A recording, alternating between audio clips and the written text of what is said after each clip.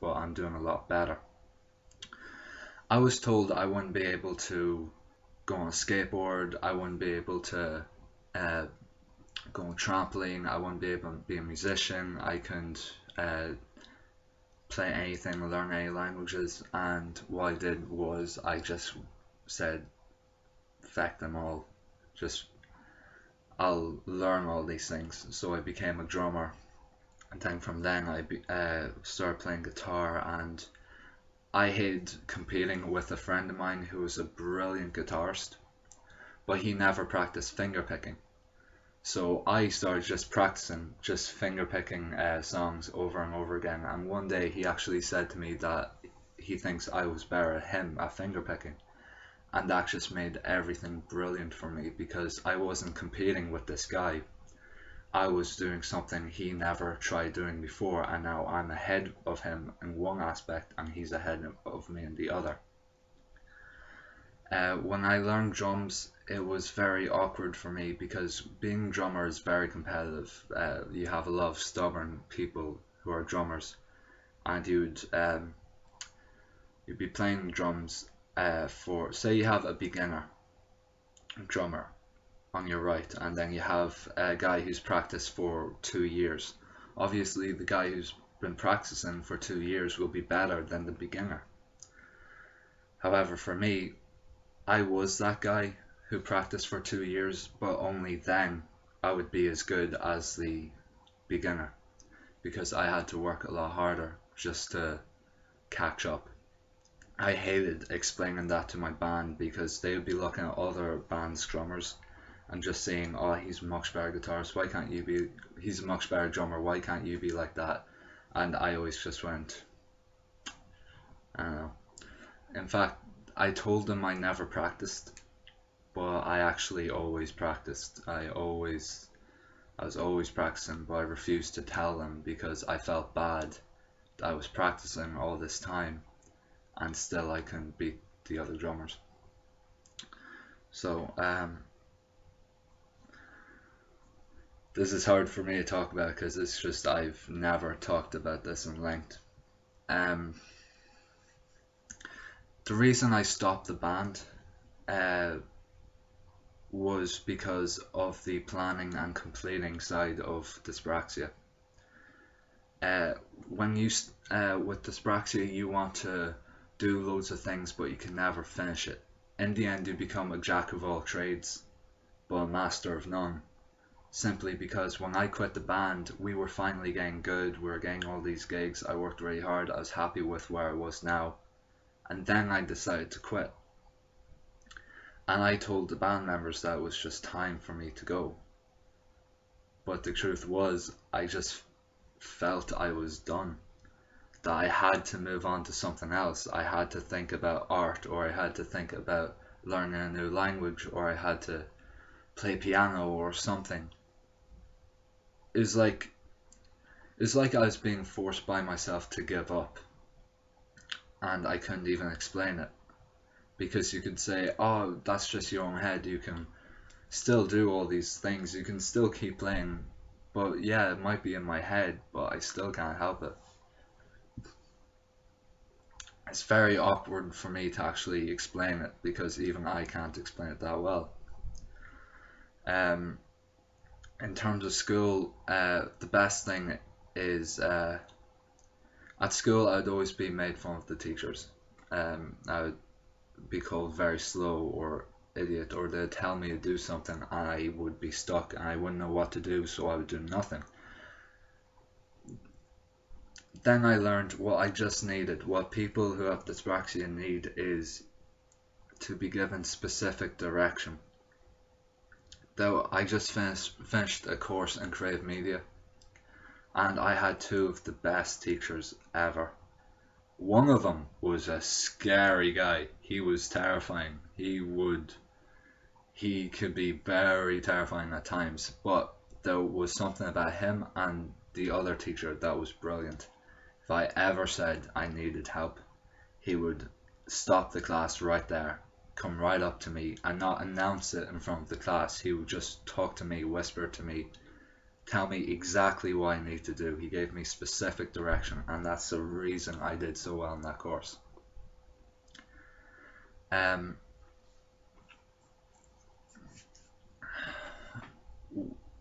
Typing was actually very difficult as well. It took a very long time for me to be able to type because with the motor skill problem, it's very hard to move each individual finger. I would practice just by doing this every day, but uh, things like Mavis Beacon and all that, they never helped. I just couldn't type. When I was in primary school, it took me entire computer class to type my own name because I'd be searching, I'd be going over the R for Ryan, and I'd be continuing still looking for the R. So that was very difficult. But again, you just had to keep practicing, keep practicing. For Now, here's the big thing in terms of friends and being social. I can't stay in one group. I have to hang out with a couple of my friends and then move on to another group, then move on to another group and meet some new people. And I'd always be told I know a lot of people, and truth is I do know a lot of people. A lot of people know me. I talk to all of them. But because I can't stay in one group, that always leaves me left out. It always leaves me. I can't get close to that one group because I don't spend as much time with them. So it always ends up with me being alone for lunch or uninvited to parties, or some people would ignore me because they thought I was ignoring them, whereas I wasn't. I was just talking to other people. I would go to the nightclub with my mates, and midway through conversation, even if I was really enjoying the conversation, I would just leave to talk to some random people. And even I would hate myself for that because my body would just make me get tired like that, even though I was enjoying the conversation, and just move on to talk to somebody else. That always drove me insane because I just wanted to stay with one group of friends. I want to be close to these friends. I want to be good friends with them, but for some reason in my head I'd always be told to move on. That's part of the completing part of dyspraxia. In terms of the strength, I would be very for strength, dyspraxia affects your muscle tone. Like I've been going to the gym for the past 3 months for the first time ever, and when I was working on my legs, I realized something. After about 2 months, I did a test because I was noticing one leg was weaker than the other, and even though I could lift about 50 kilos or something with my right leg alone, I couldn't lift any more than 10 with my left leg, just because I couldn't, just because the muscle wouldn't grow as fast as the other parts of my body.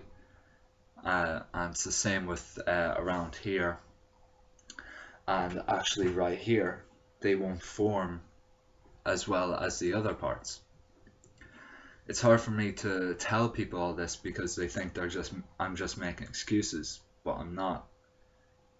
Sure, I might be lazy at times, and I admit that I'm lazy or I might be making excuses, but in terms of this sort of thing, I'm really trying. I'm trying my hardest, and I still can't do that well, or as well as the others.